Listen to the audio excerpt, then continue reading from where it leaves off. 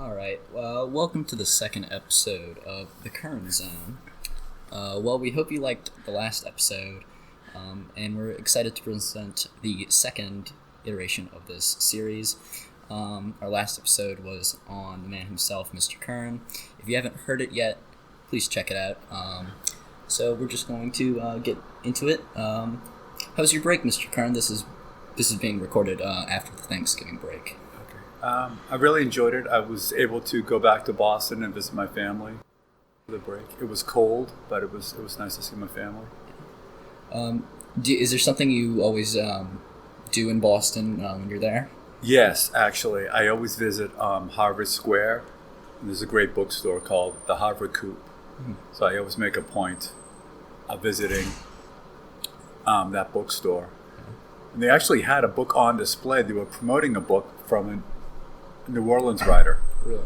She had just won the National Book Award, yes. Oh, what book was it?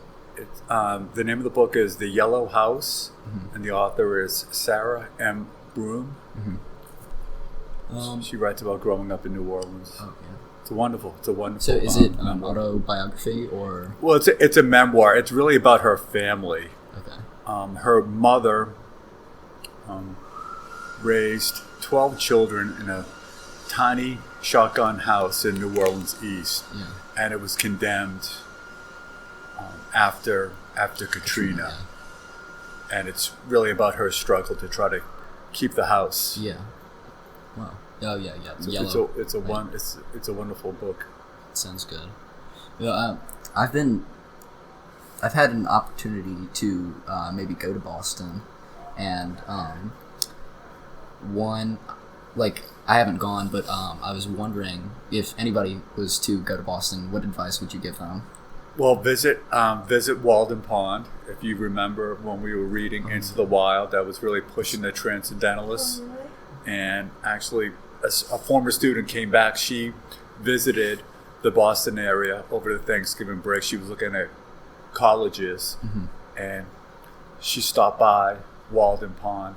And I asked her if she read any transcendentalism while she was there, and she said she actually brought the book on Walden. So that was touching. Secluse, untouched. It was too cold. She didn't really have the time to sit under a birch tree and read, but yeah. I think that was her goal. Well, one place, if I did get a chance to go to Boston, one place I would like to check out is the bar where they filmed Cheers. Oh, yes. In Boston. That's in the Back Bay area. Yeah, and I hear it's a functioning bar, so that actually might stop me from getting in, because they actually turned it, after the show ended, they turned it into a functioning bar. I didn't know that. Yeah. Have you ever been? No. Have you watched Cheers? I'm familiar with it. I'm familiar with the show. Well, what shows? But that's a great area. It's the Capitol building, and there's a trail. I forget what they call it now. There's some type of trail that follows the American Revolution. Don't know the name of it. Well, have you ever thought of traveling outside of Boston and nearby? I travel quite a bit. Mm-hmm. Travel quite a bit, actually. So I've traveled all around the United States. Well, I heard a couple of weeks ago that you went kayaking. Oh, I do kayak, yes. Yeah. Really? Is that something you enjoy in your pastime? I try to kayak at least once a month, weather permitting. Really? Can you kayak on the Lake Pontchartrain? Can you kayak on? I haven't attempted to. I don't think you can. I think that I don't think.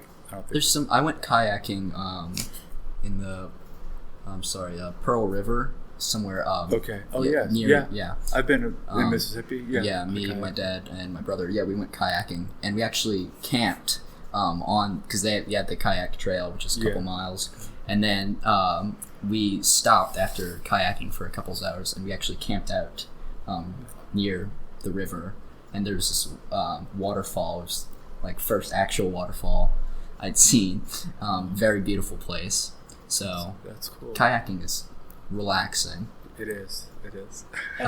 On the other side, my experiences was kayaking was pretty terrible because Did you tip over? Yeah, many times. I'm the type that likes to stand up and rock the boat. Well, you can't do That's that. not what Well, I think it's a lot of fun. Mr. Ragland could explain the physics of that. Yeah, well, So you have to kind of sit down for it to be enjoyable. I just thought it was like nice. I guess you're not. Would you say you would be the type to rock the boat, or are you trying to keep it stable? No. I don't think most people who Even keel. That's my that's my What about philosophy. whitewater rafting? Like something more intense like that.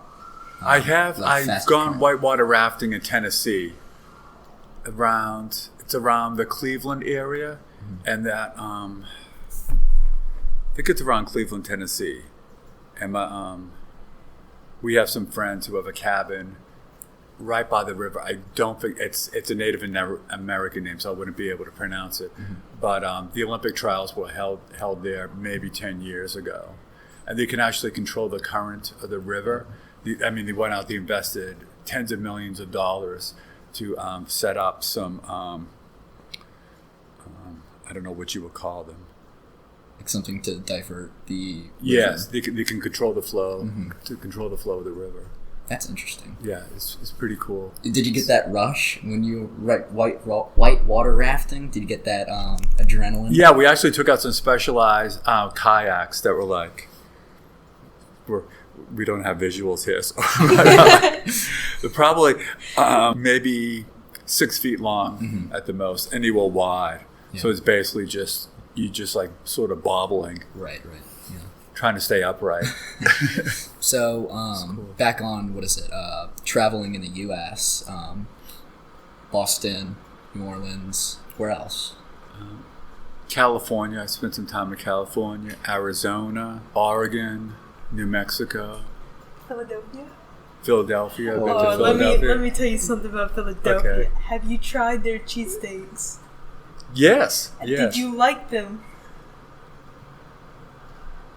Yeah, I'm There's trying. no Philadelphians listening to this, so don't worry about it. Don't worry about Yeah, it. there's a big debate. There are two. There are Dinos, and I don't know the other one. All I can tell you, Mr. Curran, that was the worst sandwich I've ever tried. Was it loaded with like peppers and onions and mushrooms? But Okay. Sounds good. there was no taste. It was just cheese whiz, onions, Okay. and meat. Where I was went to this? Jim's Steaks. Okay. Because I asked all the locals. Because all the locals came to me. That's unlike other cities I've visited. Maybe that's what they're told to say. Yeah, because they're the city of brotherly love. Yeah, brotherly. So when you were in Philadelphia, you had a hard time trying to find food there. No, I probably just went to basic. I have some friends in Philadelphia, so Well, I just trust them. Give them my love because that was a hard experience I had. So The trappings of being a tourist. yeah, if you travel to European countries, big airports in like Rome and Paris and those areas, they actually try to make the food more Americanized for the tourists there, so it'll be familiar, but it's not actual like authentic cuisine. Supposedly, if you go a couple miles away from the airport, you'll actually find actual food that's the Italian, the French people actually are used to eating. So, what is it, Jim? What was this? Jim's Steaks. Yeah. Maybe that wasn't as authentic as you were led on to believe. I don't think it's not that hard to season some meat. That's all I'm trying to say. And it seems like most states up north just don't use seasoning like us Southerners, which I guess makes sense. We have soul food. Have you been to the Grand Canyon? Yes. Any recommendations for that? I wouldn't really recommend the Grand Canyon. I would recommend a little bit north, though. Sedona, Arizona is beautiful. Sedona, Flagstaff, Arizona, very picturesque area. It's great. I think Sedona's like a special place. It's beautiful. So Boston, Philadelphia, that area. So that's like the new New England area. That would be like the Northeast. Do you have you gone to like DC and Yes. Baltimore and stuff like that? I lived in DC for a year. Did you go to New York? Ever gone to? I've been to New York. How was that? Many times.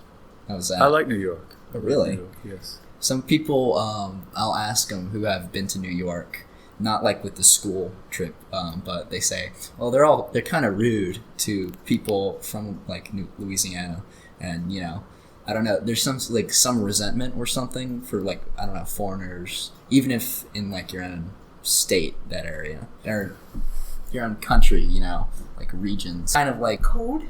Yeah, and kind of look down upon. Well, they look down. They never look up. I've also been in New York, and I've never seen someone that's given me a sneer. Really? It's just they never look up. Well, it's fast paced. Yeah, it's very fast. Any experience that you had in New York? Well, that reminds me of a time I went to New York, hoping to see the Macy's Day Parade. My wife wanted to go. She talked about it for years. So we ended up flying. We flew into D.C. and then we ended up taking a train from D.C. into New York City. And we went right into Penn Station. Mm-hmm. And we arrived the day before Thanksgiving. And a friend of mine was supposed to meet us there. And we were traveling through the terminal. And my wife said, "I have to stop. I have to rest." So she sat down on her luggage, and she picked a bad place to sit down. And right above her was a screen announcing all the different commuter rails that were traveling out of the city. So it's like this big sign, and they post all the departures, and then people have to wait till they announce the track number. And as soon as that track is announced, people just turn and basically run to that track. Wow. So I could see, people coming towards my wife, and like I told her to get up, and then as she was getting up, I'm like, "It's too late." So I'm like, "Stay where you are. Don't move." So she just like crouched on her luggage, and commuters just flew by on either side of her. No one touched her. It's like that movie, what is it, Speed. The bus has to go at like 50 miles an hour or it blows up. I think that's the mentality there. I thought of The Lion King. Just a stampede of civilians. I mean, no one knocked her over. They just went around her. Right. They went around her. That's what they did to us. I guess we can go a little away from the travel. You teach pretty much the same books every year. How do you feel about the books that you're teaching? Do you... Because I know the state has some required books that you have to teach, but like, what freedom do you have in teaching, like how you teach them, or what books you teach? We actually have a lot of freedom. Really? The curriculum has narrowed, I guess you could say, like over the past couple of years.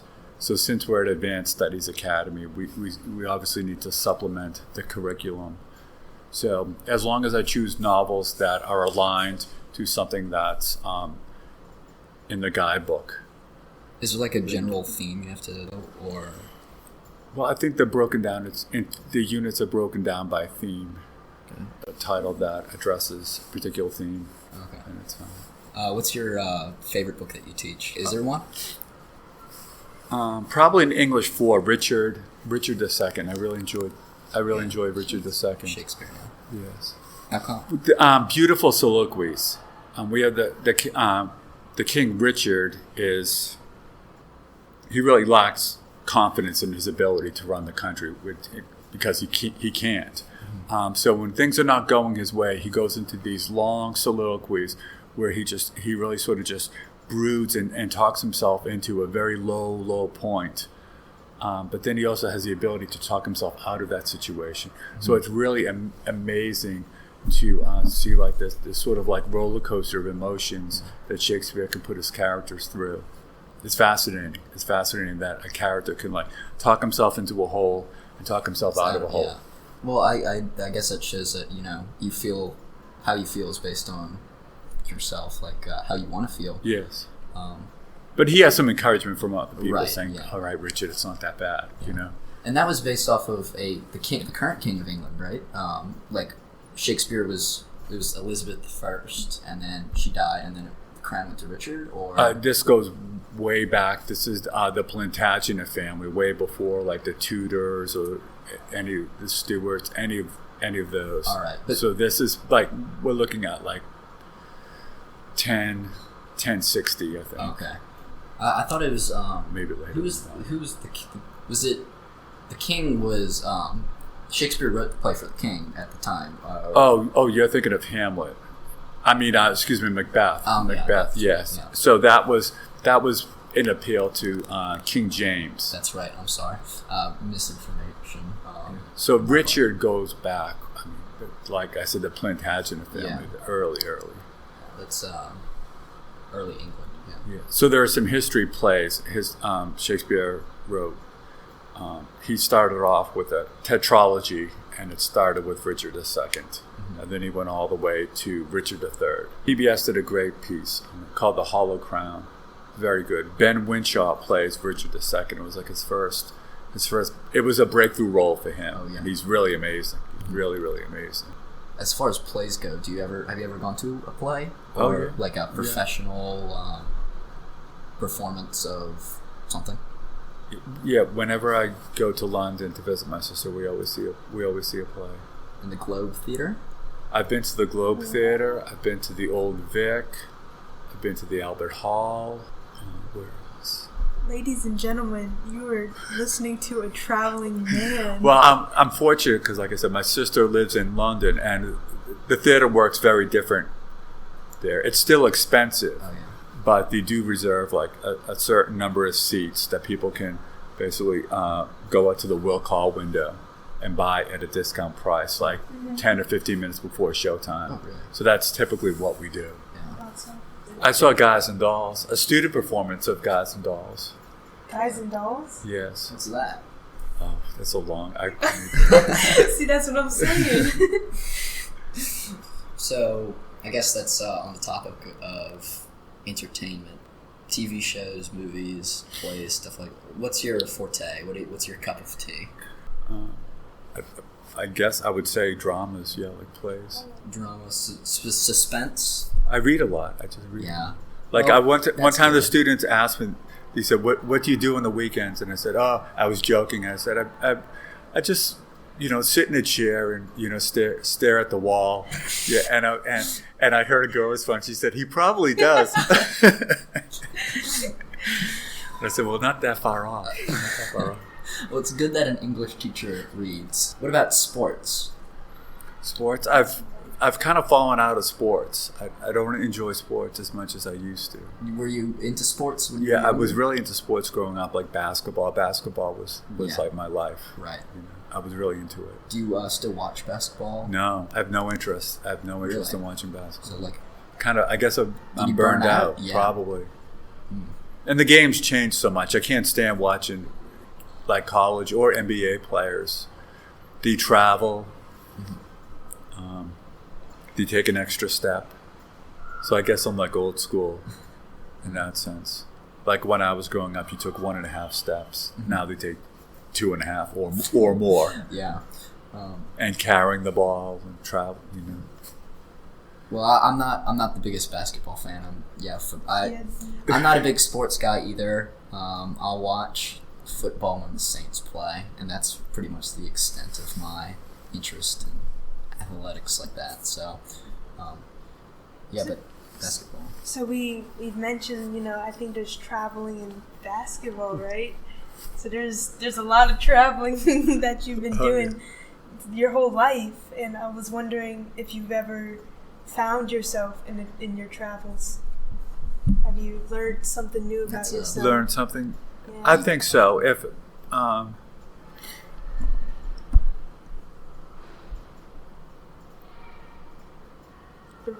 the viewers at home, he's pondering in nostalgia. I probably learned like what not to do. Is there something that you can tell our audience? I'm trying to think. There have been a few missteps. I know in my missteps, I've relied too much on Google Maps, and more than once I made my family travel miles more than they needed to. So maybe you have a loss of direction. Yeah, I'm not very good with directions. Do you just kind of, let's say you fly into a new city that you've don't have any friends in, but you're traveling there because it's good place to travel. Do you wander, or would you like find a map and like try to make a route, or how would you do that? Well, I'll tell you a funny story. Actually, I was in Germany with my sister.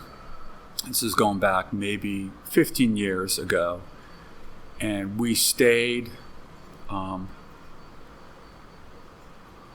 in like the former, East Berlin. Oh, yeah. And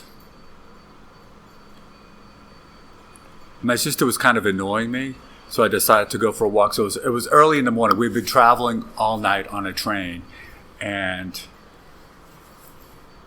there were some soccer fans. There were some soccer fans on the train, and they were sort of causing a ruckus. And she complained to the conductor. Like soccer fans. They were soccer fans, yeah. So they were enjoying themselves. I think we were coming from Prague, and they ended up having to move us to another cart. And some of the guys were giving me a hard time when we were moving from one cart to another. Jeez. So when we arrived in Berlin, I thought I need to take a little break from my sister. So I just started walking. And East Berlin, I think because of the wall, the roads like don't really make any sense. I mean, so there's meandering roads, and I thought I was keeping an eye on like where I was going, but I lost probably within about 20 minutes, and I realized that I really had no idea where I was going. So I would stop and ask people on the way to work, but very few people spoke English. Most of the people spoke German. So I got really at that point I got very nervous. I'm like, wow, I'm lost in a country where I don't speak the language. Do you have any money on you, or? I had 20 euros. I had 20 euros on me. So I forget what I did. So after I stopped and asked a few people and found that no one spoke English, I flagged down a cab, and I actually had like a little card with the name of the hotel. Mm-hmm. So I gave the man the card, and I was watching the meter, and we hit 20 euros within I don't know, 5 minutes, or maybe a little bit longer. So when I realized that I was running out of money, I tried telling him, and I held up the 20 euros and gesturing that was all the money that I had. And so he stopped and signaled for me to get out of the cab. And I asked him if he could at least point me in the right direction of the hotel, but he was incensed, and he drove off. With the card. Oh no, Mr. Curran. So I wandered around for a while, and then a museum was opening. So there was a guard at the museum who spoke English. Oh, like a security guard. Okay. And he had some English. Mm-hmm. He wasn't fluent, but he had some English. So we just started. He pulled out a phone book, and we just started going through all the hotels until something sounded familiar. And I was like, that's it. I think that's the hotel. So he wrote out some directions. And I couldn't tell myself. My pride would not allow me to tell my sister that I got lost. So I arrived back like 3 hours later. What time was it? I don't know. It was probably close to noontime. So clearly I was a little distraught, because I was lost. So when I walked into the room, she said, "Where have you been?" I said, "Oh, I was just out walking around." And she's like, "Did anything happen?" I said, No. And she's like, "You seem a little off. Is everything okay?" I'm like, "Yeah, I'm fine. I just had a nice walk through Berlin." So I never told her that I was lost for 3 hours. Revealed. Yeah, I'll probably share that with her sometime. Berlin, Brandenburg Gate, all those throughout your travels would have been, because Paris, Eiffel Tower, Rome, it's like the known big structures that everyone has to see when they're there. What would have been the best? What are the highlights? And I mean, I prefer like the national parks in America. I think it was Teddy Roosevelt who said he passed a lot of laws protecting the national parks, and he said, Europe has the great museums, but they can't really, I'm paraphrasing it, but he said they can't touch our national parks, and I think that's true. Yeah. I'd much prefer to go to a national park than any museum in Europe. Well, yeah. Home sweet home. Yes. God bless America. We talked about your high school experience a little bit last time, but what about college? Where'd you go to college? I went to a few different schools, but my undergraduate was a small school in Massachusetts called Assumption College, a small liberal arts school. Right. Did you always want to do English when you were in? No. Going into college, I really had no idea of what I was going to major in. I think it was just an advisor told me that I should major in English. He just looked at my test scores. So I think we're going to end it here. Okay. So thank you for your time, Mr. Curran.